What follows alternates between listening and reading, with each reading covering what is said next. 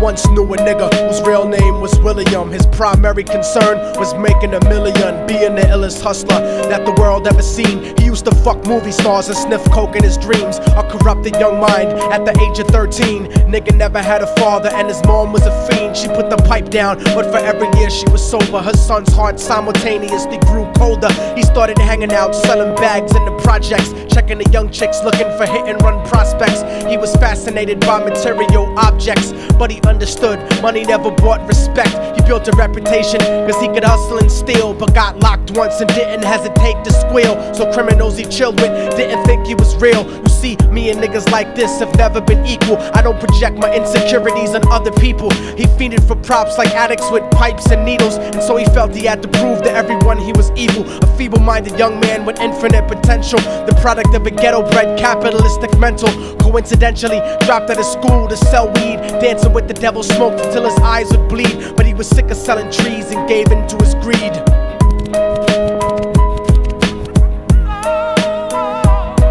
Everyone tryna be trife, never face the consequences. You probably only did a month for minor offenses. Ask a nigga doing life if he had another chance. But then again, there's always the wicked that knew in advance. Dance forever with the devil on a cold cell block. But that's what happens when you rape, murder, and sell rock. Devils used to be gods, angels that fell from the top. There's no diversity because we're burning in the melting pot.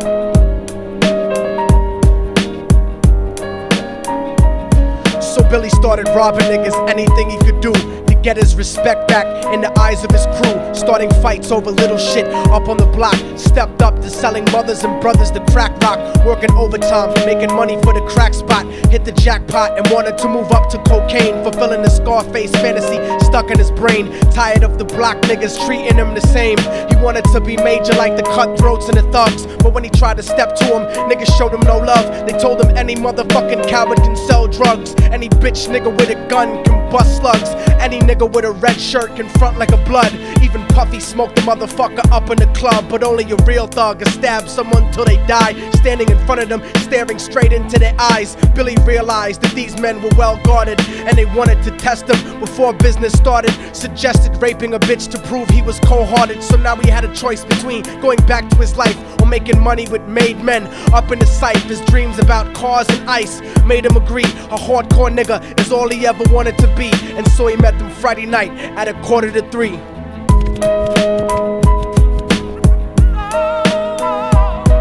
Everyone tryna be trife, never face the consequences. You probably only did a month for minor offenses. Ask a nigga doing life if he had another chance. But then again, there's always the wicked that knew in advance. Dance forever with the devil on a cold cell block. But that's what happens when you rape, murder, and sell rock.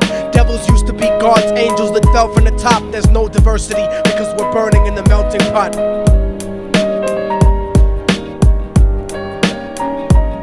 They drove around the project slow while it was raining, smoking blunts, drinking and joking for entertainment, until they saw a woman on the street walking alone, 3 in the morning, coming back from work on her way home. And so they quietly got out the car and followed her. Walking through the projects, the darkness swallowed her. They wrapped her shirt around their head and knocked her onto the floor. This is it, kid, now you got your chance to be raw. So Billy yoked her up and grabbed the chick by the hair and dragged her into a lobby that had nobody there. She struggled hard, but they forced her to go up the stairs. They got to the roof and then held her down on the ground, screaming, "Shut the fuck up and stop moving around." The shirt covered her face, but she screamed and clawed. So Billy stomped on the bitch till he broke in her jaw. Them dirty bastards knew exactly what they were doing. They kicked her until they cracked her ribs and she stopped moving. Blood leaking through the cloth, she cried silently.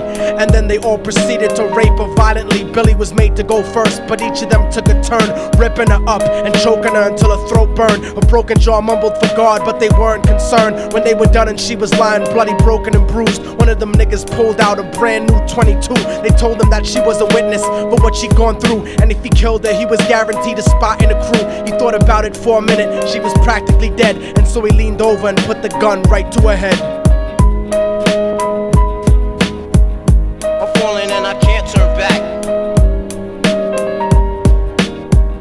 I'm falling and I can't turn back. Right before he pulled the trigger and ended her life, he thought about the cocaine with the platinum and ice, and he felt strong standing along with his new brothers. Cocked the gat to her head and pulled back the shirt cover, but what he saw made him start to cringe and stutter, cause he was staring into the eyes of his own mother. She looked back at him and cried cause he had forsaken her. She cried more painfully, and when they were raping her, his whole world stopped. He couldn't even contemplate. His corruption had successfully changed his fate, and he remembered how his mom used to come home late, working hard for nothing, cause now what was he worth? He turned away from the woman that had once given him birth, and crying out to the sky cause he was lonely and scared, but only the devil responded cause God wasn't there. And right then he knew what it was to be empty and cold, and so he jumped off the roof and died with no soul. They say death takes you to a better place, but I doubt it.